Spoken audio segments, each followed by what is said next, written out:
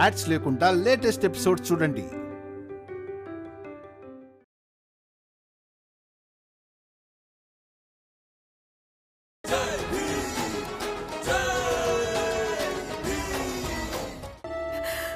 ఇక అదే మనందరి గెలుపు.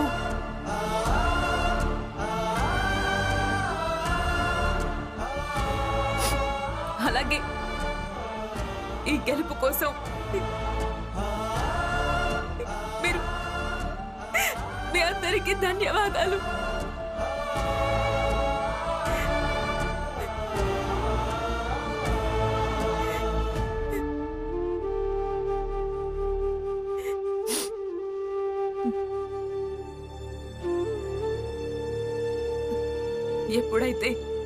ఎప్పుడైతే నా బిడ్డ ఈ లోకంలోకి అడుగు పెడతాడో అప్పుడు నేను వాడికి నీ గురించి కథలు చెప్తాను.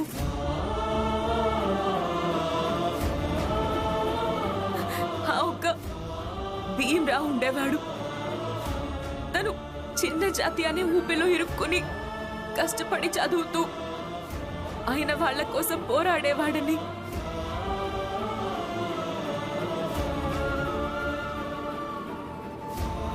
అలాగే ఒక రమాబాయి ఉండేది, తన భార్య. తను ఎప్పుడూ తనకి నీడలాగా అతనికి తోడుగా ఉండేదని.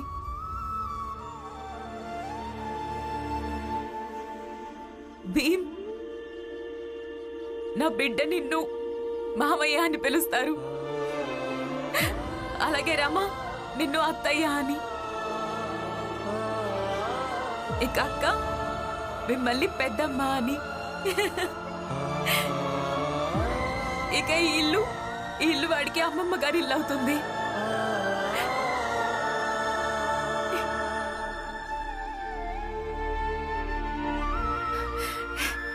అంతే. ఇంక నేను బయలుదేరుతాను. మళ్ళీ ఎప్పుడైనా వస్తాను.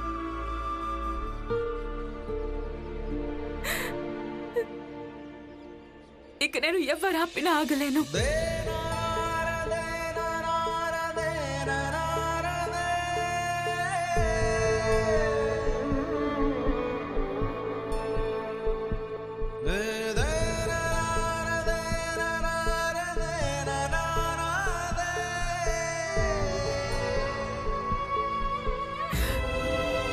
నేను వెళ్తున్నాను.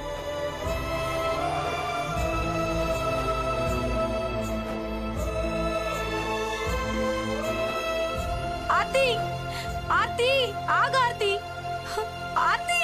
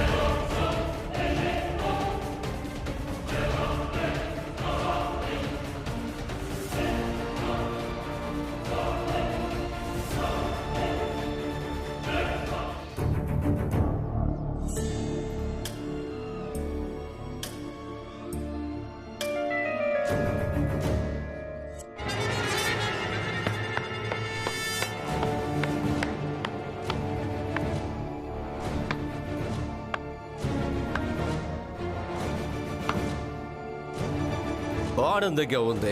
మీరందరూ ఇలా మొహాలను వేలాడేసుకోవడం చూస్తుంటే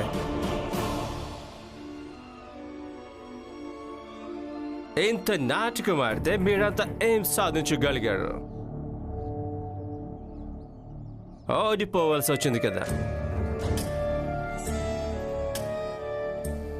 దీనొక స్టోరీ చెప్పాలనుకుంటున్నాను. లండన్లో మా ఇల్లు ఉంది కదా, అక్కడి ప్రాంతంలో అడవిలోని ఒక పాత సామెత ఉంది. అక్కడ తుఫాన్ వచ్చిపోతూ ఉంటుంది. అయితే అక్కడ తుఫాన్ వచ్చినప్పుడు మాకేం చెప్పడం జరుగుతుందంటే అది మీ ప్రాణాలను కాపాడుకోదండి. లండన్లో మేముండే చోట అందరూ డాబా మీద నిలబడి ఆ తుఫాన్ని ఎదుర్కోలేరు. బికాజ్ వాళ్ళంతా తెలివైన వాళ్ళు. మీ అందరిలాగా మూర్ఖులు కాదు.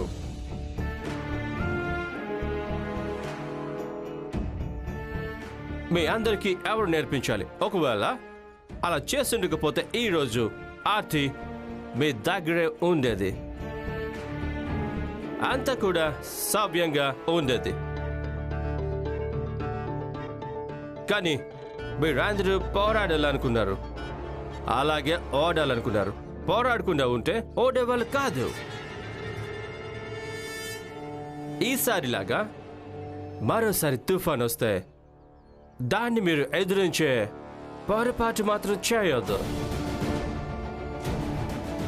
ఒకవేళ నా మాటలు వింటే మీ అందరికీ ఇలా అనిపిస్తుంటే చప్పట్లు కొట్టాలని, అయితే ప్లీజ్ అలాగే కొట్టండి.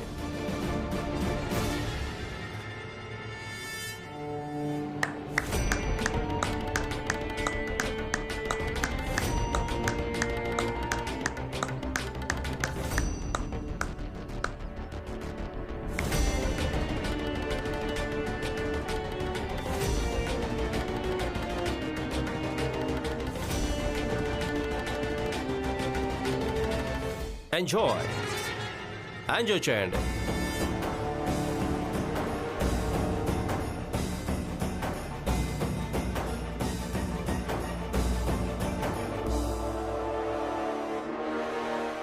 డేవిడ్ సార్,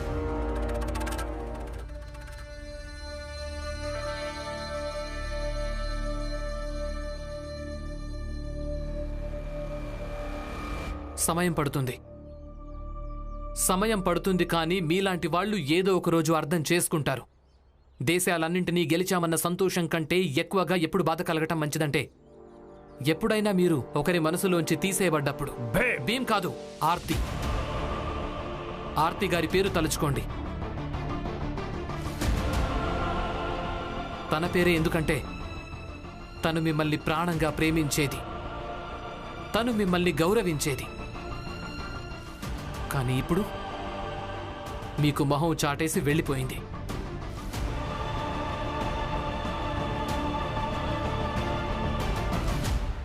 డేవిడ్ గారు, ఇప్పుడు ఏదైతే జరిగిందో దాన్ని ఎవరికి వాళ్ళు తమ పద్ధతిలో అర్థం చేసుకోవడం మంచిది. దీన్ని మీరు మీ గెలుపు అనుకోవచ్చేమో, మేమంతా మా ఓటమి అనుకోవచ్చు. కానీ ఆర్తి గారు ఓడిపోలేదు. తను పోరాడింది, తన బిడ్డ కోసం పోరాడింది, మా జాతి కోసం పోరాడింది, చివరిదాకా పోరాడింది.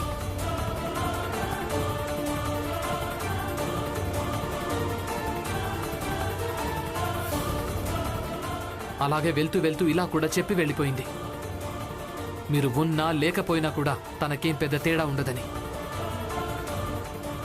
మీరే ఆలోచించండి డేవిడ్ సార్, ఆ వ్యక్తికి ఏం విలువ మిగిలిందని. తను పూర్తిగా బలం ఉపయోగించి పోరాడితే ఇక ఎదుటివాడు నువ్వున్నా లేకపోయినా కూడా నాకు పెద్ద తేడా ఏం లేదని చెప్పి వెళితే,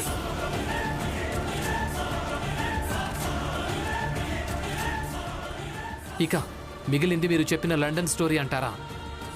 తుఫాన్ నుంచి తప్పించుకోవడానికి లేదా పోరాడడానికి మీరు కొంచెం ఎదురు చూడండి. ఏ రోజైతే దేశంలోని పిడికెడంత జనాలైనా కూడా తుఫాన్తో పోరాడాలన్న ధైర్యం చేస్తారో ఆ రోజు మీలాంటి తుఫాన్ నుంచి తప్పించుకోవాలని నేర్పించే వాళ్ళందరూ, పాలకులందరూ కూడా మా ఈ దేశాన్ని వదిలి వెళ్ళిపోవాల్సి వస్తుంది.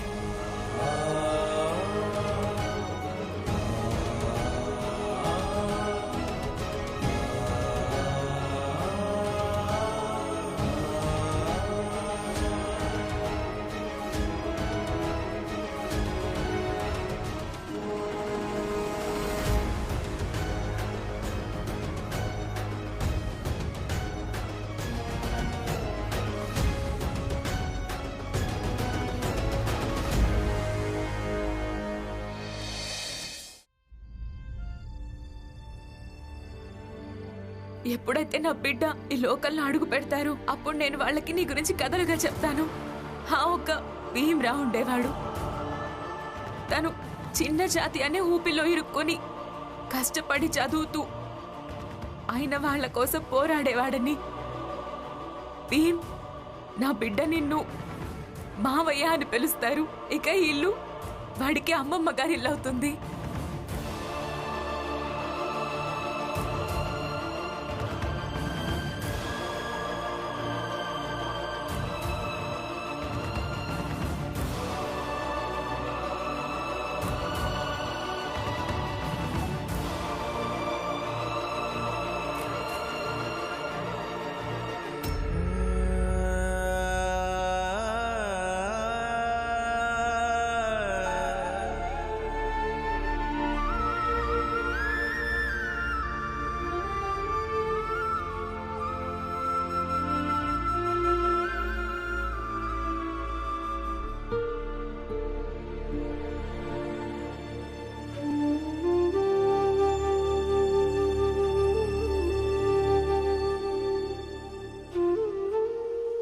ఇన్ని సంవత్సరాల నుంచి మీ వెంట ఉంటూ ఉంటూ మీరేం ఆలోచిస్తున్నారో నాకు అర్థమైపోయింది.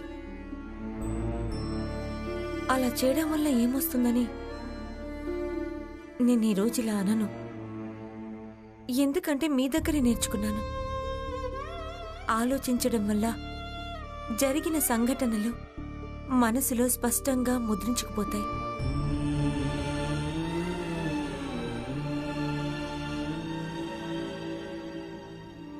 జ్ఞాపకాల నిధిలో జమ అవుతాయి.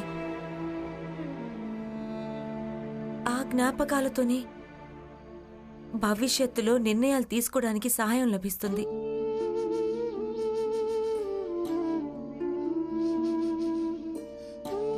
మిగతావన్నీ వదిలేయండి. కానీ భార్యనైనందుకు నేనిది తట్టుకోలేకపోతున్నాను. మీరు మధ్యాహ్నం నుంచి ఇలాగే కూర్చునున్నారు. లోపలికి పదండి. ఆర్తి గారు మన ఎదురుగానే వెళ్ళిపోయారు. ఇక మనం కేవలం చూస్తూ ఉండిపోయామంతే.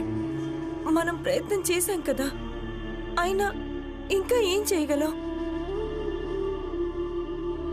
మీరే చెప్పండి. మనం ప్రతి ఒక్క పోరాటంలో ఎలా గెలవగలం? మీరు ఇలానే అనుకోండి. ఈరోజు మీరు ఓడిపోయారు.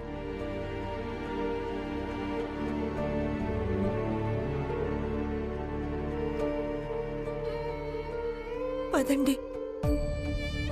అయినా మీరు ఓడిపోయినప్పుడు ఇంట్లోకి రాకుండా బయటే ఉండిపోతారా? పదండి. మనం అప్పుడప్పుడు ఆర్తి గారిని చూడ్డానికి వెళ్తాం కదా, ఊరికే. మనం వెళ్ళి చూద్దాం తను ఎలా ఉందో, ఏం చేస్తుందో. అలాగే వీలైతే ఆవిడతో కలిసి గొడవ పడదాం. ఆ గొడవ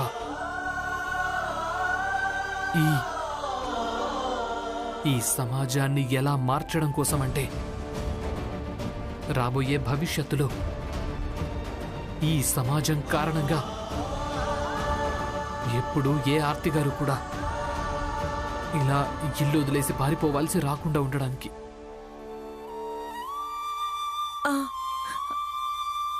నేను మీకు తోడుంటాను. ఇక నేను ప్రతి ఒక్క పోరాటంలో మీకు తోడుంటా. పదండి.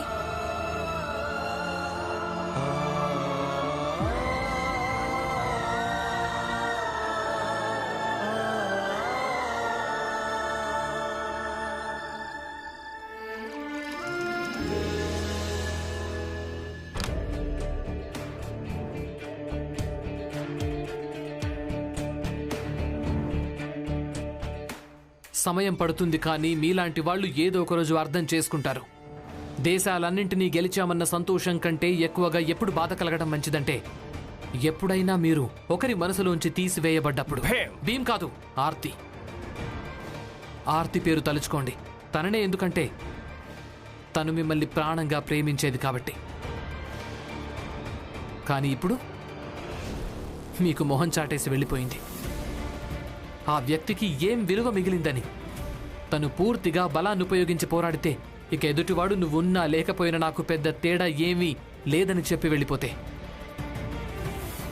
ఏ రోజైతే ఈ దేశంలోని పిడికెడంత జనాలైనా కూడా తుఫాన్తో పోరాడాలన్న ధైర్యం చేస్తారో ఆ రోజు మీలాంటి తుఫాన్ నుంచి తప్పించుకోవాలని నేర్పించే వాళ్ళందరూ, పాలకులందరూ కూడా మా ఈ దేశాన్ని వదిలేసి వెళ్ళిపోవాల్సి వస్తుంది. వదిలిపెట్టను, వదిలిపెట్టను.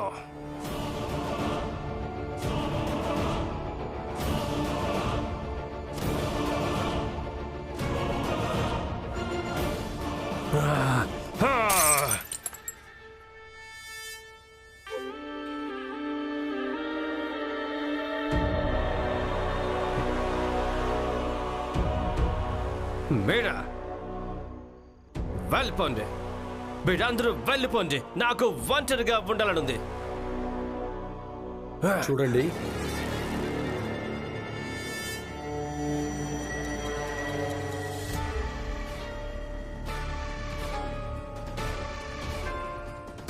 నాకు కొంచెం ఆరోగ్యం బాగోలేదు. ఇప్పుడు నయమైంది, అందుకే మీ దగ్గరికి వచ్చాను. అంటే ఏదో పెద్ద కారణమే ఉంటుంది కదా. నా అనుభవంలో నేనేం నేర్చుకున్నానంటే, ఆ భీమ్రావ్ ఓడిపోతూ ఓడిపోతూ ఎప్పుడూ గెలుస్తూ ఉంటాడు. ఎందుకో తెలీదు. ఈ నరోత్తం ఇతను తనకున్న ఒక్కగానొక్క చెల్లిని పోగొట్టుకున్నాడు ఆ భీమ్రావ్ కారణంగా. ఇప్పుడు మీ కూతురు నిర్మలకు తోడుగా మేమందరం నిలబడతాం. అలాగే తనను ఈ నరకంలోంచి మేము బయటకు తీసుకొస్తాం. నిర్మల నా చెల్లెలు సార్. ఆ భీమ్రావ్ నా చెల్లెల్ని రెచ్చగొట్టాడిక. ఇక ఈరోజు వాడి కారణంగానే తనకి ఇప్పుడు మా మధ్యలో లేదు సార్. కేవలం ఇంతే కాదు ప్రచండదేవ్ గారు, ఈయన తన చిన్న తమ్ముడు, తనను ఈయన కొడుగ్గా భావించేవాడు. ఆ భీమ్రావ్ కారణంగా ఈయన కూడా తమ్ముని పోగొట్టుకున్నాడు.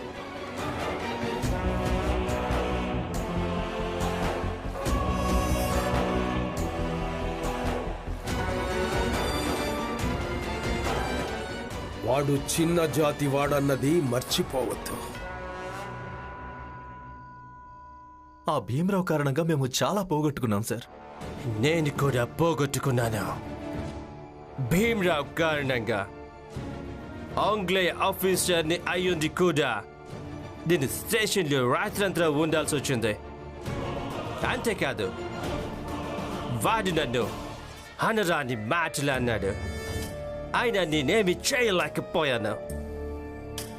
అంతేకాదు, నా ప్రమోషన్ కూడా ఆగిపోయింది. అందుకే కదా సాహెబ్ గారు, సమస్యకు ఒక పరిష్కారాన్ని వెతకాలి. కానీ ప్రశాంతంగా కూర్చొని మనం మందు తాగుతూ ఆ భీమ్రావ్ అనే సమస్యకు పరిష్కారం వెతుకుదాం. మనం ఏం ఆలోచించాలి అంటే, ఆ భీమ్రావ్ నుంచి ఎలా విముక్తి పొందగలమా అని. డేవిడ్ సార్, ప్రచండదేవ్ గారు చెప్పింది పూర్తిగా నిజమే. ఈ సమయం ఒంటరిగా ఉండాల్సింది కాదు. నిజానికైతే మనం కలిసి ఆ భీమ్రావుకు వాడి స్తోమత ఏంటో ఎలా చూపించాలో ఆలోచించాల్సిన సమయం. మనం ఏదో ఒకటి చేసి ఆ భీమ్రావుకు వాడి స్తోమత ఏంటో చూపించాలి. తీసుకురా.